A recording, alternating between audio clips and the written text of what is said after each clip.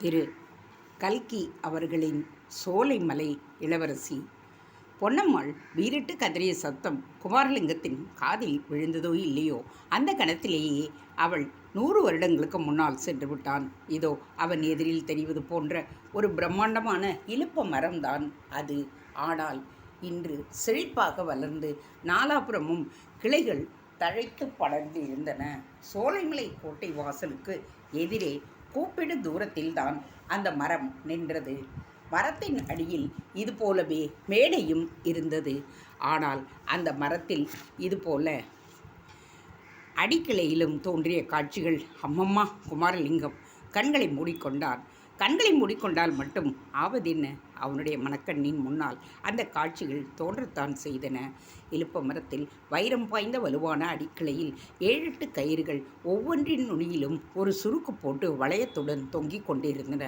தொங்கிய வளையம் ஒவ்வொன்றின் அடியிலும் ஒவ்வொரு மனிதன் நின்று கொண்டிருந்தான். அப்படி நின்றவர்களை சூழ்ந்து பல சிப்பாய்கள் வட்டமிட்டு நின்றனர். மரத்தடியில் ஒரு மேடையில் வெள்ளைக்கார துரை ஜம்மென்று உட்கார்ந்திருந்தார். அவருடைய 2 கையிலும் 2 துப்பாக்கிகள் இருந்தன. அவனுடைய வெள்ளை முகம் கோப வெறியில் சிவப்பாக மாறி இருந்தது. மேடைக்கு அருகில் சோலைமலை மகாராஜா கீழே நின்று துரையிடம் ஏதோ கேட்டுக்கொண்டிருந்தார். ரொம்பவும் மன்றாடி கேட்டுக்கொண்டிருப்பது போல் தோன்றியது. அதெல்லாம் முடியவே முடியாது என்று துரை விரைப்பாக பதில் சொல்வது போல் தெரிந்தது. மரக்கிளையில் தொங்கிய சுருக்கு கயிறு ஒன்றின் கீழ் மாரணேந்தல் உலகநாத தேவர் நின்று கொண்டிருந்தார். துரையிடம் சோலைமலை மகாராஜா ஏதோ கெஞ்சி கேட்டுக்கொண்டிருந்தது அவருக்கு கொஞ்சமும் பிடிக்கவில்லை. தம்முடைய உயிரை தப்புவிப்பதற்காகத்தான் சோலைமலை மகாராஜா அப்படி மன்றாடுகின்றாரோ என்ற சந்தேகம் இவர் மனதில் உதித்திருந்தது. எப்படியாவது அதை தடுத்து நிறுத்திவிட வேண்டும் என்ற ஆவல் அவர் மனதில் பொங்கி எழ, 6லும் சாவு 100லும் சாவு என்னும் பழமொழியை 1000 தடவை கேட்டிருந்தாலும் அந்நிய நாட்டவன் ஒருவனிடம் போய் எதற்காக உயிர் பிச்சை கேட்க வேண்டும்? அதிலும் வீர மறவர் குலத்தில் பிறந்தவர்களுக்கு அது அடுக்கக்கூடிய காரியமா? சோலைமலை மகாராஜாவை கூப்பிட்டு சொல்லிவிடலாமா என்று உலகநாத தேவர் யோசித்து கொண்டிருந்த பொழுது கோட்டைக்குள் அரண்மனையின் அந்தப்புறத்தில் மேல் மாடம் தற்செயலாக அவருடைய கண்ணையும் கருத்தையும் கவர்ந்தது. மேல் மாடம் கவரவில்லை, மேல் மாடத்தில் தோன்றிய ஒரு பெண் உருவம்தான் கவர்ந்தது. வெகு தூரத்தில் இருந்தபடியால் உலகநாத தேவரின் கூரிய கண்களுக்கு கூட அந்த உருவம் யாருடையது என்பது தெரியவில்லை. ஆனால் மனதுக்குள் அது இளவரசி மாணிக்கவல்லிதான் என்று தெரிந்துவிட்டது. முதலில் இந்த கோர காட்சியை பார்ப்பதற்கு சோலைமலை இளவரசி அந்தப்புறத்து மேன்மாடத்துக்கு வர வேண்டுமா என்று உலகநாத தேவர் எண்ணினார். பின் தன்னுடைய வாழ்நாளில் கடைசி நேரத்தில் இளவரசியை பார்க்க நேர்ந்த பாக்கியத்தை எண்ணி மகிழவும் செய்தார். அடுத்த கணத்தில் ஐயோ, இந்த விவரமெல்லாம் அவளுக்கு தெரியும் பொழுது என்னமாக மனது துடிப்பாள் என்று வேதனையும் அடைந்தார். எனினும் சோலைமலை மகாராஜா தம்மிடம் கொண்டிருந்த விரோதத்தை மாற்றிக்கொண்டது இளவரசிக்கு ஓரளவு ஆறுதலாவது அளிக்குமல்லவா என்ற எண்ணம் தோன்றியது. தாம் சொல்லி அனுப்பிய செய்தியை மாணிக்கவல்லியிடம் சோலைமலை மகாராஜா சரியாக சொல்ல வேண்டுமே என்ற கவலையும் தொடர்ந்து வந்தது. ஐயோ, இதென்ன? மாடி முகப்பின் மேல் நின்ற பெண் உருவம் வீல் என்று அலறும் சத்தத்துடன் கீழே விழுகின்றதே. கடவுளே, சோலைமலை இளவரசி அல்லவா? அந்த புறத்தின் மேல் மாடியிலிருந்து கீழே விழுந்து விட்டாள். ஐயோ, அவள் உயிர் பிழைப்பாளா? சோலைமலை மகாராஜா துரையிடம் மண்டாடுவதை நிறுத்திவிட்டு ஓவென்று அலறிக்கொண்டு கோட்டை வாயிலை நோக்கி ஓடினார். மாரணேந்தல் உலகநாத தேவரும் தம்முடைய நிலையும் மறந்து கோட்டை வாசலை நோக்கி தாமும் ஓடினார். டும் டும் டும் டும் என்று துப்பாக்கி வேட்டுகள் அதிர்ந்து தீர்ந்தன. போலீஸ் ஜவானால் கழுத்தை பிடித்து தள்ளப்பட்ட தேச தொண்டன் குமாரலிங்கம் தரையில் விழுந்து மூர்ச்சையாகிவிட்டான். இரவுக்கும் பகலுக்கும் அதிக வேற்றுமை இல்லாமல் இருள் சூழ்ந்திருந்த 8 அடி சதுர அறையில் குமாரலிங்கம் தன்னந்தனியாக அடைக்கப்பட்டிருந்தான். இரவில் இரும்பு கதவுக்கு கொஞ்ச தூரத்தில் ஒரு கரியடைந்த ஹரிக்கேன் லாந்தர் மங்கமான ஒளியை தயக்கத்துடன் வெளியிட்டு கொண்டிருந்தது. பகலில் அவன் அடைபட்டிருந்த அறையின் பின்புறச் சுவரில் 2 ஆள் உயரத்தில் இருந்த சிறு ஜன்னல் துவாரம் வழியாக மங்கிய வெளிச்சம் வரலாமா வேண்டாமா என்று தங்கி தங்கி எட்டி பார்த்தது. குமாரலிங்கத்தின் உள்ளத்தில் நிலைமையும் ஏறக்குறைய வெளிப்புற நிலைமையை ஒத்துதான் இருந்தது. குழப்ப இருள் சூழ்ந்து எதை பற்றியும் தெளிவாக சிந்திக்க முடியாத நிலையை அவன் மனம் அடைந்திருந்தது. பார்த்தவர்கள் அவனுக்கு சித்தப்பிரமை பிடித்திருக்கிறது என்று சொல்லும்படியாக தோன்றினான். ஆனாலும் இருள் சூழ்ந்த அவனுடைய உள்ளத்தில் சிற்சில சமயம் அறிவின் ஒளி லேசாக தோன்றி சிந்திக்கும் சக்தி ஏற்பட்டது. அத்தகைய சமயங்களில் ஆகா, அவனுடைய மனதில் என்னவெல்லாம் எண்ணங்கள் குமுறி குமுறி அலைமோதிக்கொண்டு பாய்ந்தன. சோலைமலை கிராமத்தில் 7-8 மாதங்களுக்கு முன் காந்தி கொல்லா கதர்வேஷம் தரித்த போலீசாரால் கைது செய்யப்பட்டதிலிருந்து அவன் கண்டும் கேட்டும் அனுபவித்தும் அறிந்த பயங்கர கொடுமை நிறைந்த சம்பவங்கள், அதற்கு முன்னால் சோலைமலை கோட்டையில் கழித்த ஆனந்தமான 10-12 தினங்கள், அதற்கும் முன் தலைவாய்க்கோட்டையில் ஒரு நாள் நடந்த புரட்சிகரமான காரியங்கள், இன்னும் 100 வருஷத்துக்கு முன்னால் சோலைமலை மாரணேந்தர் ராஜ்யங்களில் நேர்ந்த நிகழ்ச்சிகள் எல்லாமே ஒன்றன் பின் ஒன்றாகவும் சில சமயம் சேர்ந்தது போலவும் அவன் மனதில் தோன்றி அல்லோல கல்லோலம் விளைவித்தன. இத்தனைக்கும் மத்தியில் அவன் அறிந்து தெளிவடைந்து செய்து கொண்டிருக்கும் போதும் சரி, வெளியில்லாத பல எண்ணங்கள் போட்டி போட்டு அலைந்து பாய்ந்து கொண்டு இருந்த பொழுதும் சரி, சிந்தனா சக்தியை இழந்து பிரம்மை பிடித்து அவன் உட்கார்ந்திருக்கும் பொழுதும் சரி, ஒரே ஒரு விஷயம் மட்டும் அவன் மனதிலிருந்து மறையாமல் எப்பொழுதும் குடிகொண்டிருந்தது. அது அவன் தலைக்கு மேல் வட்டச் சுருக்கிட்ட ஒரு கயிறு, அவனை தூக்கிலிட்டு கழுத்தை நெரித்து கொல்லப்போடுகின்ற கயிறு எப்பொழுதும் தொங்கிக் கொண்டே இருக்கிறது என்னும் பிரமைதான். அந்த கயிற்றிலிருந்து தப்ப வேண்டுமானால் ஒரே ஒரு வழிதான் உண்டு. முன்னொரு ஜென்மத்தில் தான் மாரணேந்தல் மகாராஜாவாக பிறந்திருந்த பொழுது எந்த முறையை பின்பற்றி தூக்கு கயிறிலிருந்து தப்பினானோ அதே முறையே இப்பொழுதும் பின்பற்றியாக வேண்டும். அதாவது சிறைச்சாலையிலிருந்தோ போலீஸ் காவலில் இருந்தோ தப்பித்து கொண்டு ஓட முயல வேண்டும். தப்பித்து ஓட முயல்வது உயிர் பிழைக்க வேண்டும் என்கின்ற ஆசையினால் அல்ல, உயிர் பிழைக்கலாம் என்ற நம்பிக்கையாலும் அல்ல. அப்படி தப்பி ஓட முயலும் பொழுது முன்னர் ஜென்மத்தில் நடந்தது போல சிறை காவலர்களோ போலீஸ்காரர்களோ தன்னை நோக்கி சுடுவார்கள். குண்டு தன் முதுகில் பாய்ந்து மார்பின் வழியில் வெளிவரும். அதன் பின் குபுகு என்று ரத்தம் பெருகும். அந்த க்ஷணமே அவன் உணர்விழந்து கீழே விழுவான். அப்புறம் மரணம், முடிவில்லாத மறதி, எல்லையற்ற அமைதி. குமாரலிங்கம் அப்பொழுது விரும்பியதெல்லாம் இத்தகைய மரணம் தனக்கு கிட்ட வேண்டும் என்பதுதான். அவன் மரணத்துக்கு அஞ்சவில்லை, சாகாமல் உயிரோடு இருக்க வேண்டும் என்கின்ற ஆசையும் இல்லை. ஆனால் தூக்கு மரத்தின் கயிற்றில் தொங்கி பிராணனை விட மட்டும் அவன் விரும்பவில்லை. அந்த எண்ணமே அவனுடைய உடம்பையும் உள்ளத்தையும் சொல்ல முடியாத வேதனைக்கு உள்ளாக்கியது. அவன் தூக்கு மரத்தை பார்த்ததில்லை. தூக்கு போடும் காட்சி எப்படி இருக்கும் என்றும் அவனுக்கு தெரியாது. எனவே தூக்கு தண்டனை என்று நினைத்ததும் தாழ்ந்து பறந்த மரக்கிளையில் முடிச்சுடன் கூடிய கயிறு தொங்கிய காட்சி மட்டும்தான் அவனுக்கு நினைவுக்கு வருகிறது. அத்தகைய மரக்கிளை ஒன்றில் அவனுடைய உடம்பு தூக்கு போட்டு தொங்குவது போலவும், உடம்பிலிருந்து வெளியேறிய உயிர் அந்த உடம்பை சுற்றி சுற்றி வருவது போலவும் அடிக்கடி அவனுக்கு பிரமை உண்டாகும். சில சமயம் விழித்திருக்கும் பொழுது கூட அரை தூக்கத்தில் அவனுக்கு அந்த மாதிரி அனுபவம் ஏற்படும். அரை தூக்கத்தில் அத்தகைய அனுபவம் ஏற்படும் பொழுது முற்றிலும் அது உண்மை நிகழ்ச்சி போலவே இருக்கும். அப்பொழுது குமாரலிங்கம் கடவுளே என்று வாய்விட்டே கதறுவான். உடனே விழிப்பு உண்டாகிவிடும். அவன் உடம்பெல்லாம் சொட்ட சொட்ட வியர்த்து சிறிது நேரம் வரை நடுங்கிக் கொண்டே இருக்கும். இதுபோல் பயங்கரம் நிறைந்த வாழ்க்கை இன்னும் எத்தனை நாளைக்கு வாழ வேண்டுமோ என்று எண்ணி எண்ணி அவன் ஏங்கினான். இந்திய தேசத்துக்கு சுயராஜ்யம் கிடைக்கும் என்ற நம்பிக்கையும், தனக்கும் தன்னுடைய சகோதர கைதிகளுக்கும் விடுதலை கிடைக்கும் என்கின்ற ஆசையும் அவனுக்கு இப்பொழுதெல்லாம் சிறிதும் இல்லை. விசாரணைக்காக கோர்ட்டுகளுக்கு போகும்பொழுதெல்லாம், மற்றபடி அபூர்வமாக சகோதர அரசியல் கைதிகளை எல்லாம் சந்திக்கும் பொழுதும் சுயராஜ்யம் சீக்கிரம் வரும் என்று யாராவது சொல்ல கேட்டால் அவன் புல்லரிப்பு கொள்வான். சிறைப்பட்ட நாளிலிருந்து அவன் புன்னகை புரிவதென்பது இந்த ஒரே ஒரு சந்தர்ப்பத்தில் மட்டும்தான் என்று கூட சொல்லலாம். ஏனெனில் சுயராஜ்யம் என்கின்ற வார்த்தை காதில் விழுந்ததும் அவனுடைய சிறைப்பட்ட பதிவில் அடைந்த அனுபவங்கள் ஞாபகத்துக்கு வரும். தினம் தினம் புதிதாக தொண்டர்களை கைது செய்து கொண்டு வருவார்கள். ஒரு போலீஸ்காரர் இன்னொரு போலீஸ்காரரை பார்த்து, இவர் பெரிய தேசபக்தர், அப்பா இவருக்கு கொடு சுயராஜ்யம் என்பார். உடனே தபதபவென்று சத்தம் கேட்கும். அடி விழும் சத்தம்தான் அது. அடி என்றால் எத்தனை விதமான அடி! சில தொண்டர்கள் பல்லை கடித்து கொண்டு பொறுத்திருப்பார்கள்.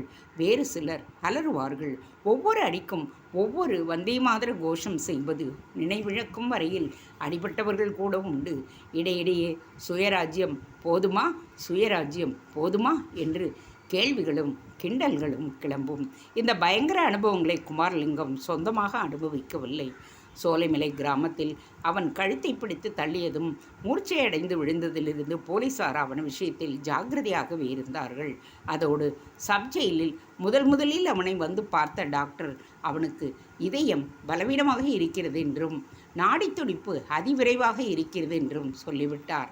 எனவே குமாரலிங்கம் மேற்படி அனுபவங்களிலிருந்து தப்பி பிழைத்தான்.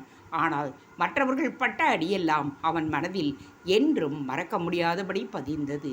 எனவே சுயராஜ்யம் வரப்போகிறது என்ற பேச்சை கேட்டாலே அவனுடைய முகத்தில் அவநம்பிக்கையோடு கூடிய துயரப் புன்னகை தோன்றுவது வழக்கமாகிவிட்டது.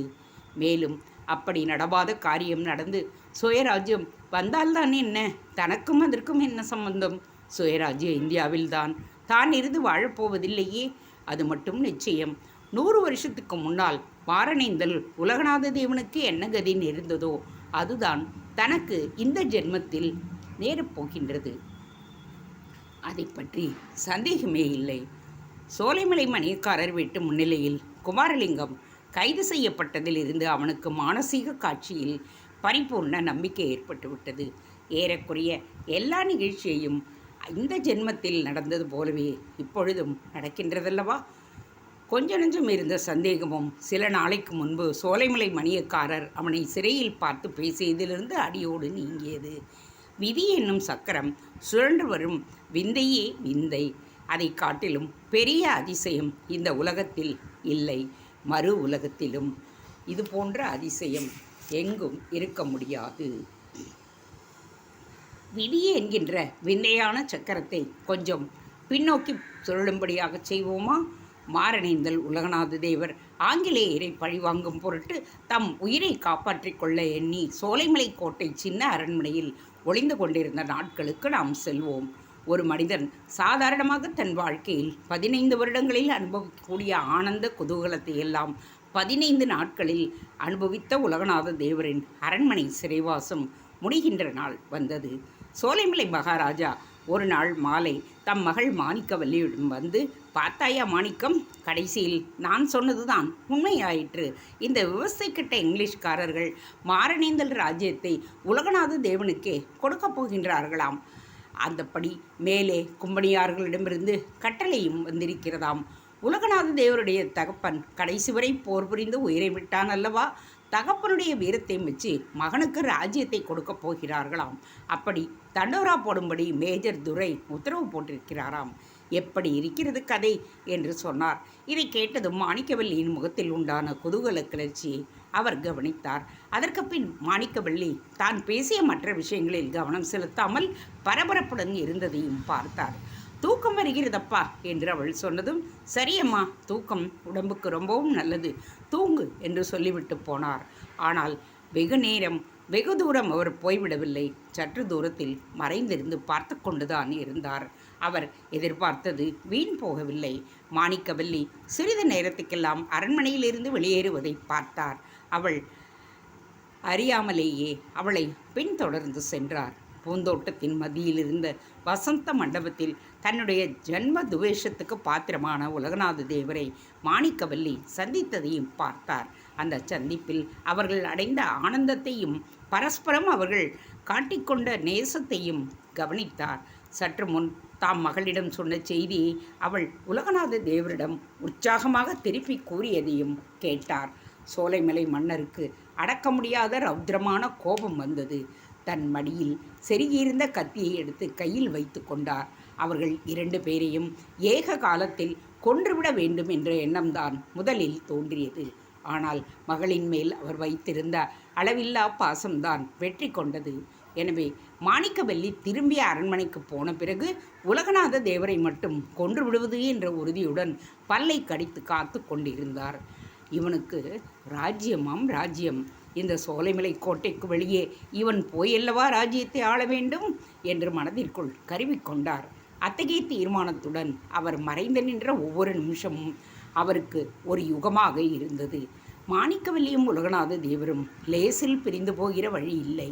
நேரமாக ஆக சோலைமலை மகாராஜாவின் குரோதம் வளர்ந்து கொழுந்து விட்டு கொண்டே இருந்தது. திடீரென்று மாணிக்கவல்லி விம்மும் சத்தத்தை கேட்டதும் அந்த தந்தையின் இருதயத்தில் வேல் பாய்வது போல் இருந்தது. இது என்ன? இவ்வளவு குதூகலமாகவும் ஆசையுடனும் பேசிக்கொண்டிருந்தவள் இப்படி ஏன் விம்மி அழுகிறாள்? அந்த பாதகன் ஏதாவது செய்துவிட்டானே என்ன? அவருடைய கை கத்தியை இன்னும் இறுக்கி பிடித்தது. பற்கள் நரநரவென்று கடித்து கொண்டன. உதடுகள் துடித்தன. மூச்சுக்காற்று அனலாக வந்தது. ஆனால் அடுத்தாற்போர் உலகநாத தேவர் கூறிய வார்த்தைகளும் அதன் பின் தொடர்ந்த சம்பாஷணையும் அவருடைய கோபத்தை தணித்தன. அது மட்டுமில்லை, அவருடைய இரும்பு மனம் கூட இழக ஆரம்பித்தது. என்ன கண்ணே, இது என்ன? இவ்வளவு சந்தோஷமான செய்தியை சொல்லிவிட்டு இப்படி விம்மி விம்மி அழுகிறாயே, ஏன்? ஏதாவது தெரியாத்தனமாக நான் தவறான வார்த்தைகளை சொல்லிவிட்டேனா? அப்படியானால் என்னை மன்னித்து விடு. பிரிந்து செல்லும் பொழுது சந்தோஷமாகவும் முகமலர்ச்சியுடனும் விடை கொடு என்று பரிவான குரலில் சொன்னார் மாரணேந்தல் மகாராஜா. ஐயா, தாங்கள் ஒன்றும் தவறாக பேசிவிடவில்லை. இந்த பேதையில் தாங்களிடம் மன்னிப்பு கேட்க வேண்டிய அவசியமும் இல்லை. என்னுடைய தலைவிதியை நினைத்துதான் நான் அழுகின்றேன். எதனாலோ என் மனதில் ஒரு பயங்கர எண்ணம் நிலை பெறுகிறது. தாங்களை தான் பார்ப்பது இதுவே கடைசி தடவை என்றும் இனிமேல் பார்க்கப் போவதில்லை என்றும் எனக்கு தோன்றுகின்றது. ஏதோ ஒரு பெரும் விபத்து, நான் அறியாத விபத்து எனக்கு வரப்போகிறது என்றும் தோன்றுகிறது என்று கூறிவிட்டு மறுபடியும் அவள் விம்மத் தொடங்கினாள்.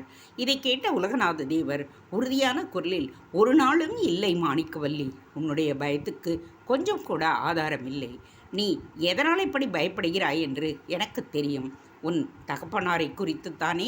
அவருக்கு என் மேல் உள்ள துவேஷத்தினால் உன்னை நான் பார்க்க முடியாமல் போகும் என்றுதானே நினைக்கிறாய் என்றார். ஆமையா, அவருடைய மனதை நான் மாற்றிவிடுவேன் என்று ஜம்பமாக தங்களிடம் கூறினேன். ஆனால் அந்த காரியம் என்னால் முடியவே இல்லை. என்னுடைய பிரயத்தனங்கள் எல்லாம் வீணாகவே போயின. தங்களை பற்றி நல்ல வார்த்தை ஏதாவது சொன்னால் அவருடைய கோபம்தான் அதிகமாகிறது. இப்போது கூட தங்களுக்கு ராஜ்யம் திரும்பி வரப்போவது பற்றி அவர் வெகு கோபமாகத்தான் பேசினார். தங்களை பற்றி பேசுவதற்கே எனக்கு தைரியம் வரவில்லை என்றாள் மாணிக்கவல்லி.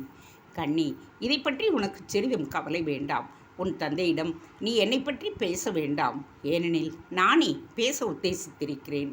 மாரணேந்தல் ராஜ்யத்தை திரும்ப ஒப்புக்கொண்டதும் முதல் காரியமாக நான் என்ன செய்யப் போகின்றேன் தெரியுமா?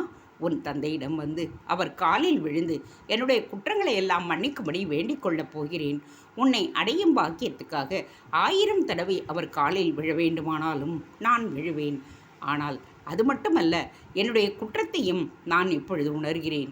அவரை நான் நிந்தனை சொன்ன பொழுதெல்லாம் பெரும் தவறு என்று இப்பொழுது எனக்கு தெரிகின்றது. உண்மையில் அவர் சொன்னது சரிதானே என்று ஆகிறதே. இங்கிலீஷ்காரர்களை பற்றி நான் என்னவெல்லாமோ நினைத்திருந்தேன், அவதூறும் பேசினேன். அப்படிப்பட்டவர்கள் தோற்றுப்போன எதிரியின் வீரத்தை மெச்சி அவனுடைய மகனுக்கு ராஜ்யத்தை திருப்பிக் கொடுக்க சித்தமாயிருக்கிறார்கள். எப்படிப்பட்ட உத்தம புருஷர்கள் அவர்கள்! ஆகவே உன் தந்தையிடம் நான் மன்னிப்பு கேட்டுக்கொண்டே ஆக வேண்டும். மன்னிப்பு கேட்டுக்கொண்டு உன்னை எனக்கு மனம் செய்து கொடுக்கும்படியும் கேட்பேன். அதற்கு அவர் சம்மதிக்காவிட்டால் அவருடைய கை கத்தியினால் என்னை கொன்றுவிடும்படி சொல்லிவிடுவேன். இது சத்தியம். அதோ வானவெளியில் மினுமினுக்கும் கோடானு கோடி நட்சத்திரங்களின் சாட்சியாக நான் சொல்வது சத்தியம். இதையெல்லாம் கேட்டதும் சோலைமலை மகாராஜாவின் கரையாத கல்மணமும் கரைந்து விட்டது. அவருடைய இரும்பு இருதயமும் உருகிவிட்டது. கண்ணில் கண்ணீர் துளித்து விட்டது. அதற்கு மேல் அங்கு நிற்கக்கூடாதென்று எண்ணி சத்தம் செய்யாமல் அரண்மனைக்கு திரும்பிவிட்டார். அன்று இரவெல்லாம் அவர் கொஞ்சம் கூட தூங்கவே இல்லை. சோலைமலை கோட்டையில் இன்னும் 2 ஜீவன்களும் கூட அன்று இரவு தூங்கவே இல்லை. தேங்க்ஸ் ஃபார் வாட்சிங். Please subscribe.